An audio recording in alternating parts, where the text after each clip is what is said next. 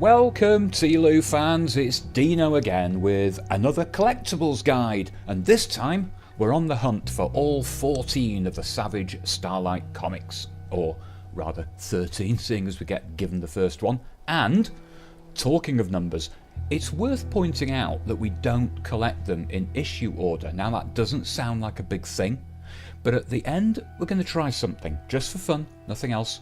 We'll have a look at the story for each comic, plus the overall one, and see if any of it ties in with the story of Ellie and Joel. Now, like I said, this will be just for fun, and I'm doing it simply because Naughty Dog are rather clever when it comes to sneaking in cross-references, and it's a case of you never know. But I mention the issue order because it has the potential to complicate whatever it is we're trying to find. For example, issue 4 is the 9th one we collect, while the 4th one we pick up is issue 10. So what do? Do we interpret the series in the order we find each episode? Well, that ruins the cohesion of the whole series, and it forces us to look for something only in each issue as we find it, and that's kind of limiting, and something about it doesn't quite work. Anyway, we'll see how it goes, but let's start by finding the damn things.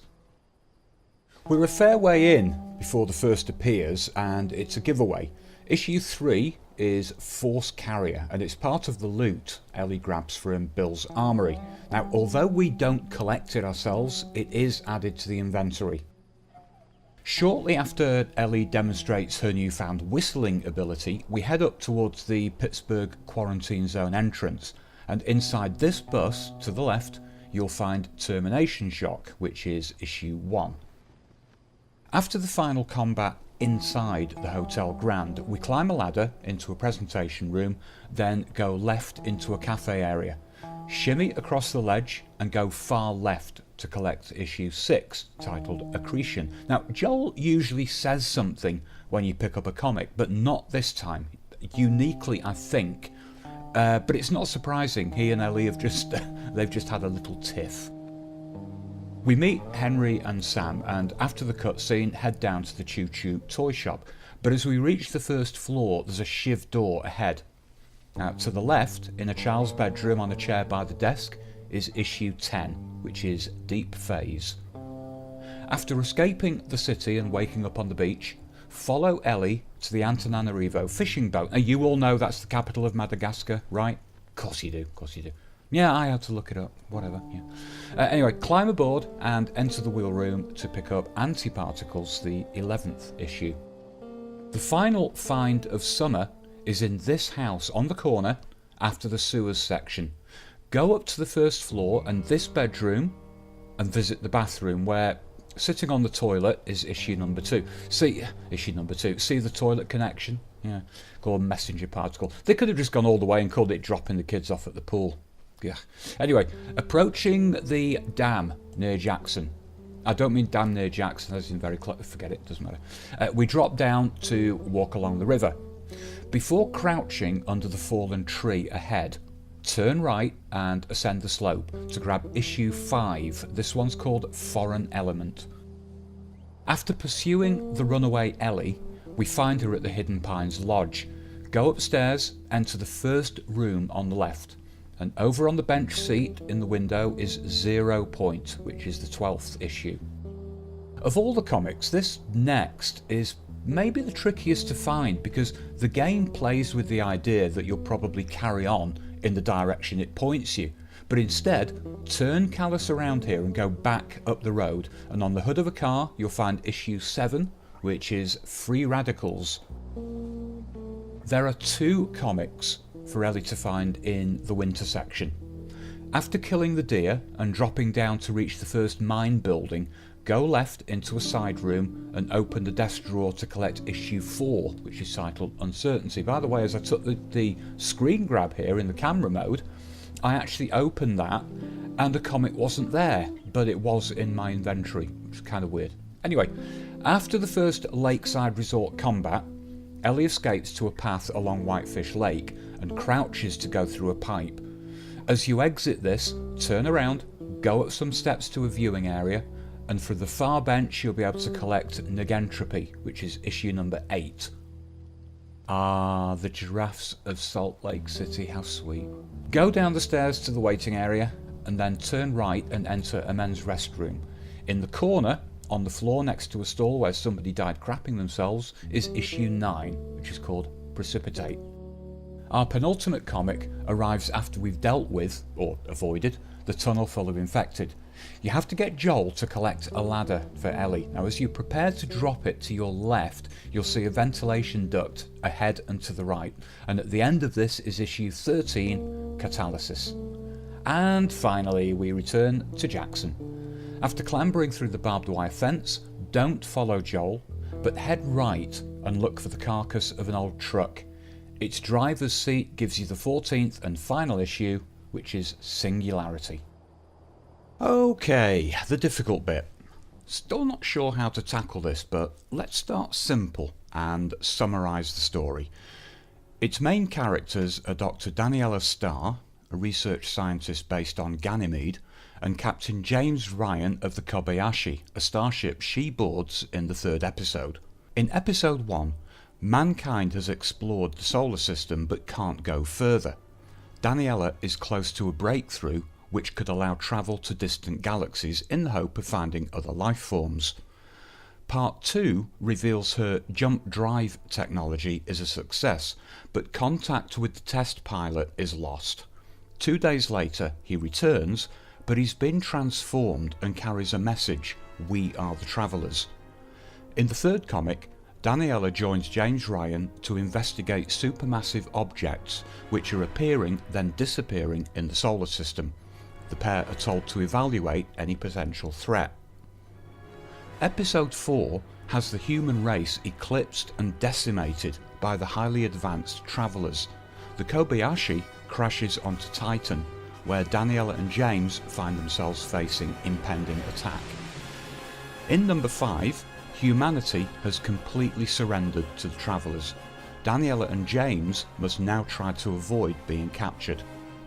In the 6th episode they have been captured and forced by the Travellers to fight each other to the death in a gladiatorial arena.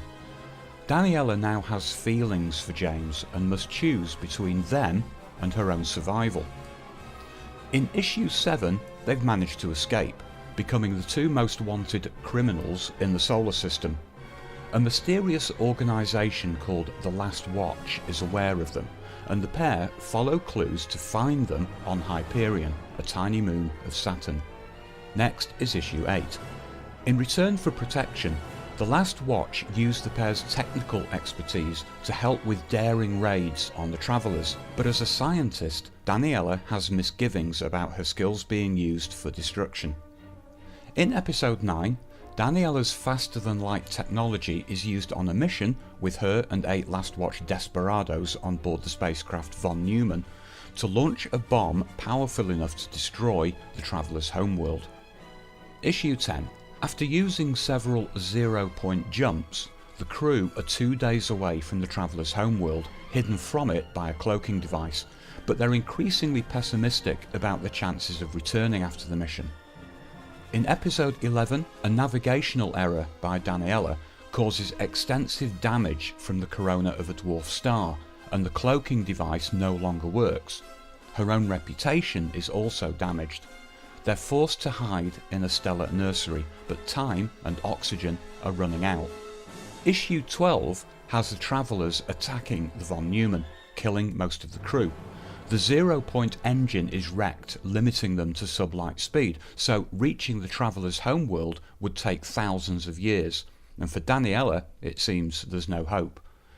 In issue 13, she and James opt for the ultimate sacrifice, taking the ship and its anti-carbon bomb into a neutron star to generate the biggest explosion since the Big Bang.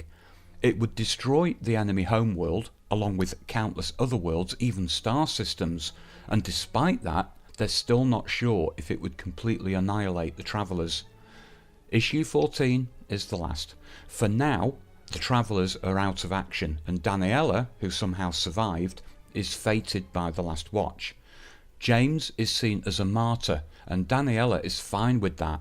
It is, we're told, an illusion, and the story ends with her wondering for how long she can hide the truth. Okay, first things first. If I say the obvious parallel between Daniela and James is with Ellie and Joel, you'd expect me to follow it with an alternative. Well, the great news is there's no need. It may be the comics reference the story of The Last of Us, but I don't believe Naughty Dog would be so abstruse as to hide the comic's main protagonists behind anyone but those in the game. Daniela creates a groundbreaking piece of technology, but its first test only succeeds in exposing humanity to these travellers, and we know nothing about who or what they are, only that they're vastly superior. So if we're associating this with Ellie and her immunity, we could avoid the obvious and not think of the travellers as a group of people, or even the cordyceps virus, and instead see it as the result of a vaccine being produced. Now, what I mean is, look at the Fireflies and the mess they're in. If they did create a vaccine, for how long would they be able to hold on to it? How long before the military took it off their hands to control distribution? And more than that, who would get it? Do we imagine the military going all philanthropic and handing it out free to everyone? Or would this panacea become the luxury, sold only to those with the most to give in return? The military already has a reputation for corruption, and they're also in power. Mankind has been reduced to brutality for the sake of survival. Would the vaccine add privilege-based greed to the mix, and mankind as a whole, seeing that, would become even worse? The travellers might represent that consequence, and they might still represent the Fireflies. Let's be honest, if the Fireflies did hold on to a vaccine, are we absolutely sure their handling of it would be altruistic? The military might try to exploit it because they can, but the Fireflies are in desperate need of anything they can get hold of. The next 3 instalments don't tell me a huge amount, and it's tough to associate their events with the most obvious interpretation, which is basically Ellie and Joel being on the run from the Fireflies. And it's awkward because it leapfrogs over the next 9 or 10 comics and straight into the game's sequel. Now, maybe it's just a case of Naughty Dog letting the story cruise along until it reaches a point where we can reconnect. And for me, that might happen with Accretion, where Daniela and James are forced to fight each other to the death. Now, some people have suggested Ellie might kill Joel in the sequel. For all kinds of commercial reasons I've given before, that won't happen. But Accretion may even be subtle evidence of this. There could be some huge showdown as a result of Joel's lie, but they both come out of it. They don't let it destroy them, and they move on. Daniela and James escape together. However, this is where it starts to feel as if much of Savage Starlight might just be referring to particular aspects of the sequel, because even the events of issue 1, Termination Shock, point to the consequences of Ellie being used to create a vaccine, and the most intense role of that in the game comes right at the end. And in Free Radicals, we get the first mention of the enigmatic Last Watch, who give Daniela and James refuge. At this point, it's hard to still see the Travellers as an abstract, but we can maybe firm up this link to the Fireflies. Finding a vaccine was their baby. And if we're talking about a major enemy in the sequel, there are lots of reasons for that to be the Fireflies. Story-wise, it makes sense. And in the first teaser, we don't just see their logo, but the bass note of the music drops a semitone. Translated from music to English, that means threat, something sinister. They are going to feature. But we're also going to see some kind of religious cult. The second teaser, by the way, didn't tell me enough for me to decide if these guys are actually good or bad. But if they are a religious cult, I'm sure they wouldn't describe themselves as bad guys. Misguided or not, they doubtless think they're doing the right thing. In a recent video, I mentioned the possibility that this group could be an offshoot of the original Fireflies. Others have said it too. If those two factions are at war, and, as the first teaser seems to suggest, Ellie wants to kill every last one of the Fireflies, and who else could it be when she finds out what they were going to do to her? Then I could see her, and maybe Joel, siding with this group to try to eliminate them. So, I don't know, is The Last Watch a gentle nod to this group? The rest of the comic series essentially describes a long and intense battle, but the end, Singularity, it's slightly disturbing. I mean, even the title. And remember, it's the last comic you collect and you pick it up while playing as Ellie. In Savage Starlight there is now just Daniela. James is seen as a martyr. Now, do we equate that with Joel being dead? Well, hopefully not, but we're left with Daniela harbouring a secret about what really happened. Maybe James isn't dead. In the game's sequel, there could be a climax in which, for whatever reason, a particular group has to believe Joel isn't around anymore. There are discussion forums where gamers try to link Savage Starlight to the Ellie and Joel of the original game, but I see problems with this. We're starting with a comic story which adheres to the beginning, middle and end principle. It is complete, but it's messed up by the order in which we find the comics. For the sake of some collectibles and a trophy, how awkward does it make the story writing of The Last of Us to have to make it tie in with a reorganised sequence of comics? Yeah, of course, it can be done, but it's ridiculously complicated. I've said for a long time that the overall story concept for the sequel was probably in the works far earlier than has ever been acknowledged. I mean, Naughty Dog didn't complete production of the original and then ask Sony if they'd give it the green light. Sony was in there from the start and they knew how big this game was going to be. They're businessmen. And one of their first questions would be, where will you go with part 2? So it seems plausible that Savage Starlight was the first sequel teaser, not necessarily telling us what the story will be, but more likely throwing in some of the ideas Naughty Dog had at the time. And the basic plot so far? Well, we could see Ellie and Joel taking refuge with this religious group while on the run from the Fireflies, who they'd finally defeat at what appears to be huge personal cost. But we may be deceived by the ending. We could be led to believe that Joel is dead. And talking of endings, that's me done for another video. Phew, Dino signing off until the next one. Adios.